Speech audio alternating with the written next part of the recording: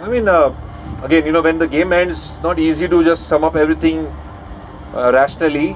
But at the same time, one thing which I would say is that this has been a difficult year. I'm sure all the teams will say that difficult year for people who win the toss to actually judge the pitch really correctly. I felt that 140 was definitely 130, 140 was definitely a par or probably also a winning score, and that is what we had trained for specifically. But the power play, the way it unpanned for us today, we missed out. We missed out on two things. One, I think that a couple of good balls, very good balls from the opponents. At the same time, also the awareness of when to absorb and how to make sure that build that small little partnership first, so that you don't lose wickets back to back.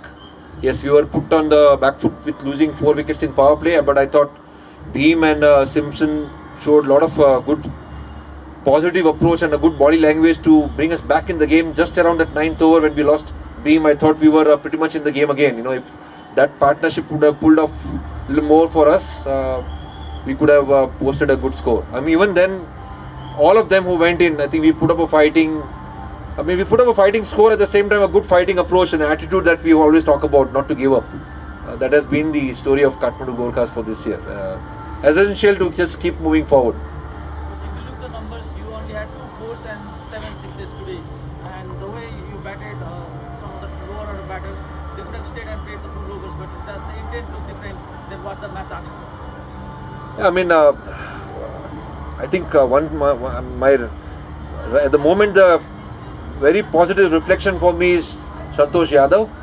I think one of the finds for not just Kathmandu Gorkhas, but I would go ahead and say is the find for Nepal's national side. He'll definitely knock the door and get into that team and do a wonderful job for the country. And that is one of the servings that we all need to look for, because just the way he's approaching every game, the kind of what do I say the right word for that? He absorbs pressure very well, and he's very brave.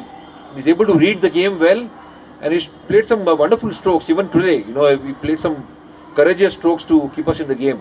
Also with the ball, he picked up 1 or 2 wickets. I don't know how many he picked up, but his body language overall is very impressive. I'm impressed with Santosh.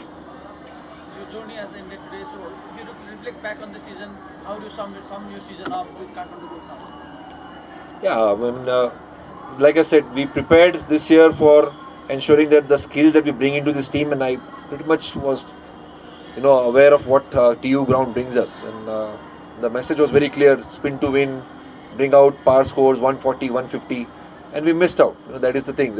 And on that particular day, when you miss out, the reflection is also that were we able to hold on to nerves? A couple of days gap, again, not using it as an excuse, but reflection. When a couple of days gap come, and then what the mind is thinking and what the mind is talking to themselves individually. We had a couple of good training sessions. I thought everyone put in real good effort. But on that particular day when the game starts, how much you're present, holding on to nerves and being hungry out there, desire to build your own individual story along with the team story. That's where we missed out, I think. Losing Erasmus, I think that hampered a lot on your batting balance, and we saw that today as well. You have to change the number 3 quite often as well. So how do you see that as a loss? Losing Erasmus has played a lot. Again, Erasmus did a wonderful job in that last game when he stitched that partnership with Simpo. But again, all the players were picked for the right reasons. We knew Erasmus was going to go to ILT20. At the same time, we knew what Sunny can bring in. And at the same time, Sunny had some good memories from the past. I think he started off well today, hitting that 6. His strength is to actually take down spinners. Unfortunate to get a good ball from Templeman and was sent back to the dressing room. But on any other day, you never know. But it's like walking into the unknowns. But yes, we definitely missed Erasmus, because he's not just a player or a batter, but he's also a leader who's gelled up very well in this Kathmandu Gorkhas franchise. Talking about leader, how do you see Casey's performance with the ball, with the bat at sometimes as well, and as a leader? How do you find working with him again? Oh, who you're talking about? The current Casey. Um, I think he stepped up beautifully. Look at what he's bringing in with new ball. Most of the times he has picked up wicket in his first over. Last game when we were defending 160 odd against Pokhara, he came back and he bowled fantastic 2 overs. They needed 6 wickets in hand or 5 wickets in hand. They needed 9 and over, and he bowled brilliant 2 overs. I think KC has stepped up with his death overs, and I think is ready for the World Cup. So, summing up overall, so you played all the teams, you know the players in and out.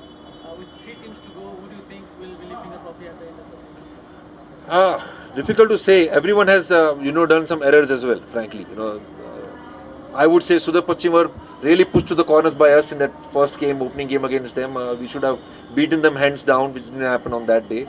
But every team is vulnerable on that particular day. So it will come down to skills. Who is presenting the skills and executing those skills under pressure.